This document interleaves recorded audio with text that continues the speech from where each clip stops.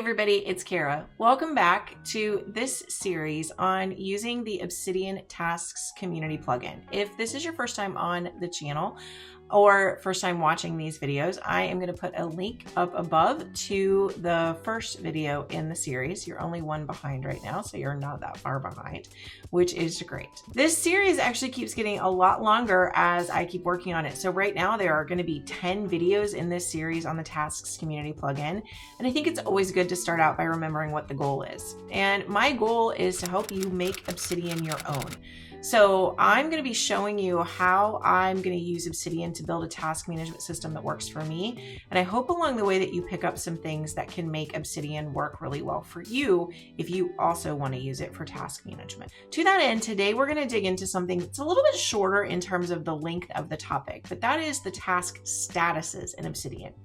So if you think about what a task status is, it's basically how you use the checkbox in Obsidian. If you have come from bullet journaling on paper, you may be familiar with using different bullet styles is the way they talk about it in bullet journaling, like a forward arrow for something you're going to migrate to a different day, or using like an idea icon for an idea, or a question mark for something you need to research. You can accomplish that same thing using the Obsidian task statuses. And the great thing about it is with Obsidian, as we're going to see in a couple of future videos, and I'll give you a quick peek into it today in this video, you can then query those across all the different pages in your vault so that unlike paper bullet journaling, you don't have to do that manual transfer of data from one place to another, or you don't have to flip through multiple pages to find it. You can just run a query and it will find it for you. So the Obsidian Tasks Community plugin ships with 4 different status types, 2 that they call their core statuses, and those are to do, which is also referred to as not done, and then done, just done. And then there are 2 of what they call custom status types, which are in progress and canceled. When you work with additional task statuses like we're going to do today, there's an additional 5th kind called non-task. And I'll just give you a future preview. It gets treated like a task that was completed. Essentially, it's a task that you don't need to do because it's not really a task, if that makes sense. So it will get treated that way. Don't worry, I'm going to talk about that a lot more in future videos. But for now, let's dive in and look a little bit more deeply at what the different task status information looks like. So we're here in Obsidian, and I have set up 4 tasks that we can use to show these different task statuses. So a task is really just a line of text in Obsidian that starts with a dash and then a space, an open bracket, another space, and a closed bracket. And that's how you create a task in Obsidian in either the live preview mode or in the source mode. This is a to-do task, the one I have selected now. So let's go down here to a done task. Done is easy because done I can just check off just by clicking it. If I want to turn it back off or set it back to do, I can just uncheck it. The other way that I can add a task as done is I can come in here to its box and I can type an X, and notice that that will check it off as done as well. So you get a couple of different options here as you go along for how you can do this. Now, to do in progress or canceled, those custom statuses, I have to come in and enter this text, which for in progress is this slash.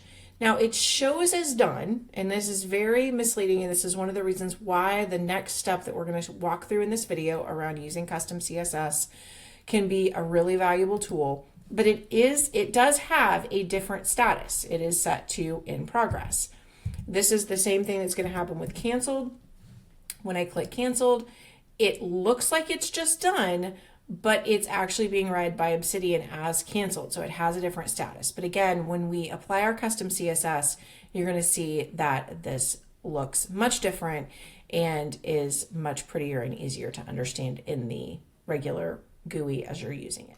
So those 4 statuses are really great, and they are probably sufficient for most people for their task management system.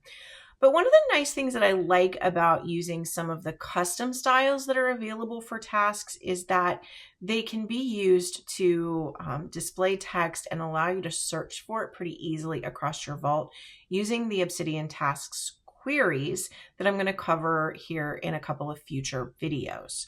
So I want to show you how those different custom statuses work, how to add them to your vault, and why you might want to use them, just using a simple demonstration of that today. So there are a couple of different ways to get custom statuses into Obsidian. One of them is to use themes. So if I pull up the Obsidian Tasks community plugin, and you notice that where it talks about custom statuses here, you can see all of these different themes are listed with varying numbers of custom statuses. So I could just adopt one of those themes and use the custom statuses that comes with that theme. That said, I don't want to be locked into one theme. Some days I'm an Anabachin girl, and other days I'm a minimal girl. So I would prefer that my task style can stay the same regardless of what theme I happen to be using. And for that, we can use a custom CSS snippet. The one that I have found that I like the best is the one that goes with the ITS theme from SirVB.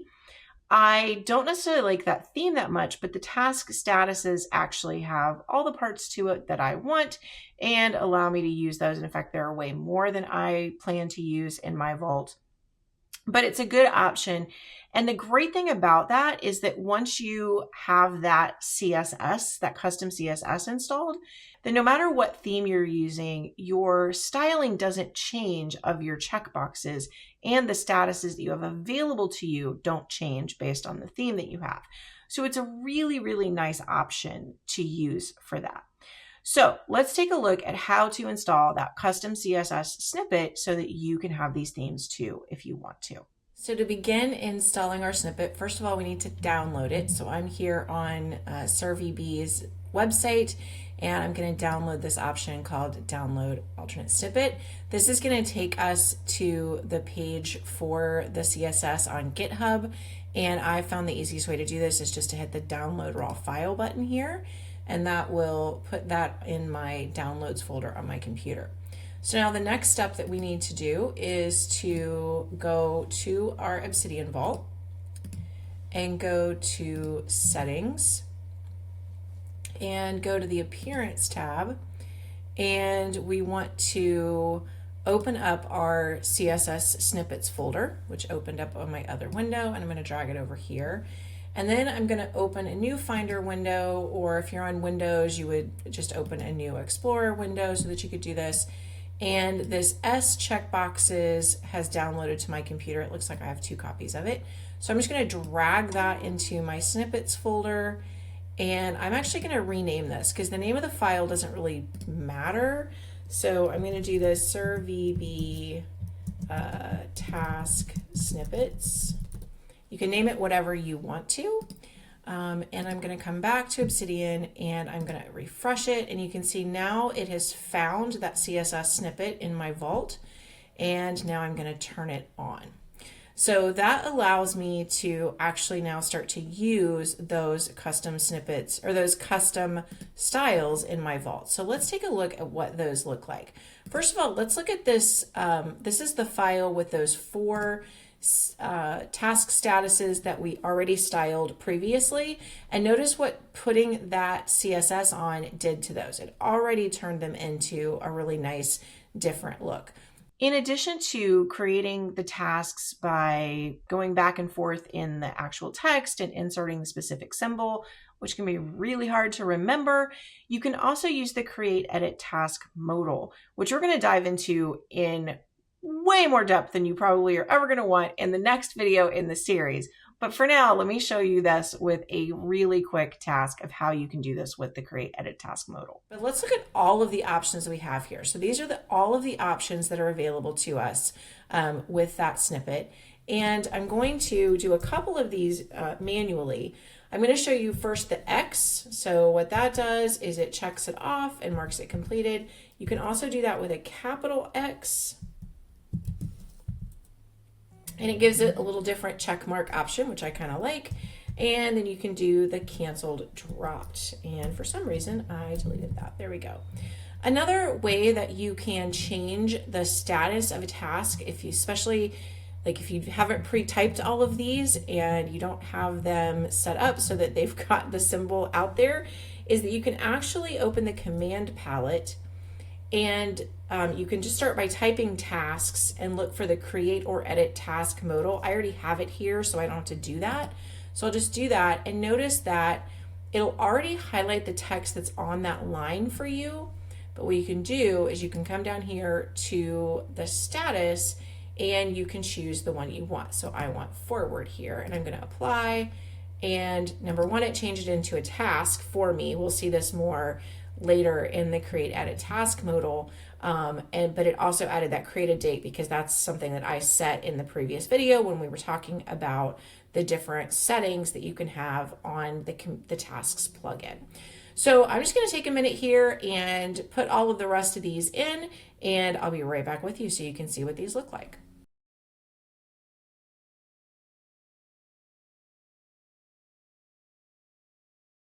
Okay, so I've got all of those typed in now, and I'm just going to scroll through the list so you can sort of see what the options are. I am envisioning perhaps using research, important, idea, definitely quote. I'm going to demonstrate that one here in just a minute. Maybe information, possibly location. I'm just sort of thinking through like different ways that I could use these in my vault. Definitely the favorite health, I could see using that one in a couple of different ways as well. But these are just some really nice ways that you can style the tasks in your vault if you want to do so. All right, so why do you need to use all of these additional custom statuses? Well, I'm going to use just a simple demonstration to show you one way that I plan to use these in my vault, and that is using the quote status. I love to read. I'm a huge reader. I love to use Readwise as a way to get my Kindle notes into my Obsidian vault and to then work with those and do different things with them.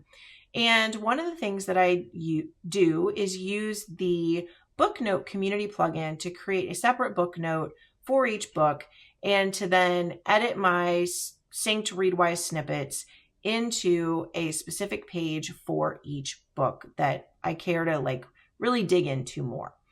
And one of the things that I have on that is a favorite quotes list. And while I don't want to pull every quote I have from every book, because using Readwise, I have thousands, I do want to pull in a few of my favorites in different places and use those in my vault. And so I've mocked up a couple of pages here that I want to show you, showing sort of what this looks like using the quote option for tasks. They're not really tasks, and you'll see that here in a minute. So we have this page here that will take this collection of quotes from around my vault, but let me go ahead and show you. I've imported a couple of quotes from Laura Vanderkam's 168 Hours, and you can see that I have styled that using the quote option, and there you can see that capital Q. And so both of these quotes are here, and then Bob Dodo's A System for Writing. I've got a couple of quotes from that. Again, I'll do a future video where I show you how I use the Book Notes plugin to create really robust book notes. I just brought in a little bit of data here to show you how this could work in this vault. But let's go ahead and take a look. I've pre-written this query, so I'm just going to paste it in. I'm going to talk through it really quickly, but we're going to go into multiple videos on task queries a bit later on. So it's first just looking for a task status with the name of quote. It's going to sort it by the description, so that's just going to sort them in alphabetical order. It's going to show it in short mode, and then it's going to hide all of the extra stuff that makes it look like a task query, which is one of the options you have. Again, we're going to go through all of that in great detail in a future video, but here I get this really nice, really clean looking set of quotes from around my vault. So it's pulled both sets of quotes. It's pulled the 2 quotes from here and the 2 quotes from here all into that same file. So there are a lot of different ways I could slice and dice this, or use tags, or lots of different options here.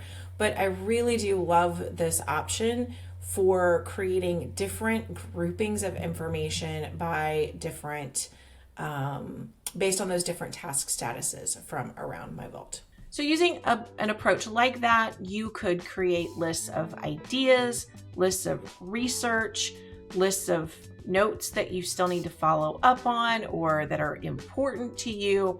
You could really vary how you use those different statuses. Just make sure to keep notes for yourself of what you were thinking and why you set something up the way that you did so that you can do it the same way every time. We're going to talk a lot more about documentation in our video on queries. But this gives you a lot of flexibility to then search for information in very tiny little bits across your vault and put that into specific places. But I'm getting ahead of myself because that's what we're going to cover in our queries video, which is actually 2 videos from now. In the next video, as I've mentioned, we're going to go deep into how to create an edit task because it might sound straightforward, but there's a lot of power under the hood, and I can't wait to show you that. So I will see you in the next video.